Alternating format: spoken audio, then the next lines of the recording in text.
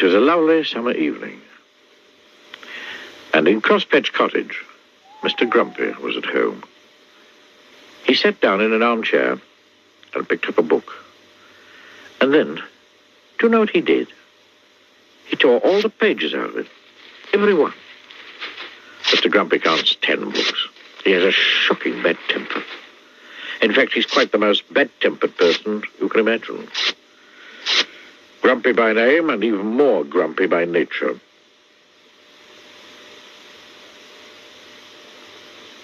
The following morning, he was out in his garden pulling up flowers. He couldn't stand pretty flowers growing in his garden. When out of the corner of his eye, he saw a figure.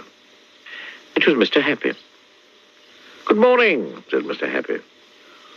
"Good," said Mr. Grumpy. "What's good about it?" "But," said Mr. Happy. "But nothing," went on Mr. Grumpy. "Get out of my garden." "I beg your pardon," said Mr. Happy. "You heard me," snapped Mr. Grumpy.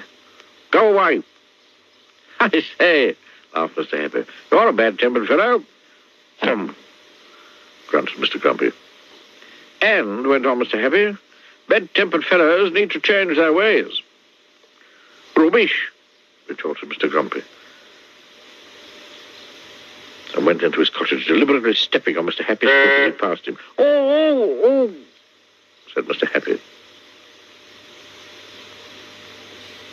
Bang went the door of Crosspatch Cottage as Mr. Grumpy slammed it behind him.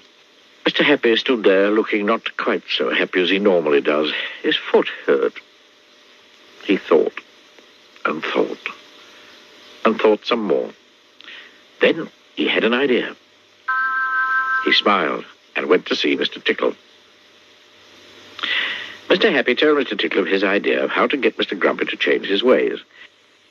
And Mr. Tickle grinned the sort of grin that goes from ear to ear. That is, if you have ears, which he doesn't. Oh, he grinned, rubbing the hands at the end of those extraordinarily long arms of his together. That sounds fun. That afternoon, Mr. Grumpy went to town shopping. He walked into Mr. Meat's shop. Mr. Meat was a butcher. "Give me some sausages," snapped Mr. Grumpy, "and be quick about it." Poor Mr. Meat, who was frightened of Mr. Grumpy, did as he was told. But as he was doing as he was told, something appeared through his shop doorway. Do you know what it was? It was an extraordinarily long arm belonging to... Well, you can guess who it belonged to, can't you? That extraordinarily long arm of Mr. Tickle's came in through the door and across the shop, up to Mr. Grumpy, and tickled him. "Ow!" squeaked Mr. Grumpy in alarm, dropping his sausages and looking round to see what had happened. But could he see anything? He could not. Grunted Mr. Grumpy, and picked up his sausages and went next door to the cake shop. Crash went the door of the shop. "Give me a cake," snapped Mr. Grumpy, "and hurry up." Poor Mrs. Fairy, who sold cakes, was frightened of Mr. Grumpy, so she did as she was told. But as she was doing as she was told, guess what happened? "Oh!" squeaked Mr. Grumpy, dropping his cake and his sausages. He just could not understand what was happening. And the same thing happened at Mr. Daly's, the newspaper shop, at Mrs. Humbug's, the sweet shop, and at Mr. Bottle's dairy, and at Mr. Packard's, the grocer's. It went on all afternoon. And all afternoon, Mr. Grumpy kept being tickled. Dropping his shopping, picking it up and being tickled, and dropping his shopping and picking it up and being tickled, and dropping his shopping, and... Oh, he just couldn't understand it. On his way home to Crosspatch Cottage, he met Mr. Happy again. "Hello," grinned Mr. Happy. Having a nice day?" "Get out of my way," snapped Mr. Grumpy, "before I kick you."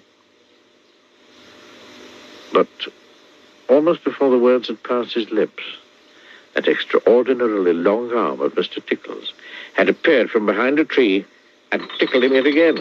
He jumped in the air and dropped all his shopping yet again and fell over. Mr. Happy looked down at Mr. Grumpy lying amid a jumble of sausages and cake and newspapers and sweets and milk and cornflakes. I think he laughed that if you were to change your ways and not be quite so bad-tempered quite so often, this sort of thing might not happen to you quite so often. Oh, grunted Mr. Grumpy. He picked up all his shopping yet again and went home to Crosspatch Cottage. But on his way, he did think about what Mr. Happy had said, because he very definitely did not like what had happened to him that afternoon. Mr. Happy and Mr. Tickle laughed and shook hands. And so after that, Mr. Grumpy did try not to be quite so bad-tempered, quite so often. And the more he tried, the less he found he was tickled. And so he tried more and more. And these days, he's quite a changed person. Why, only the other evening, he picked up a book, and you know what? He only tore out one page.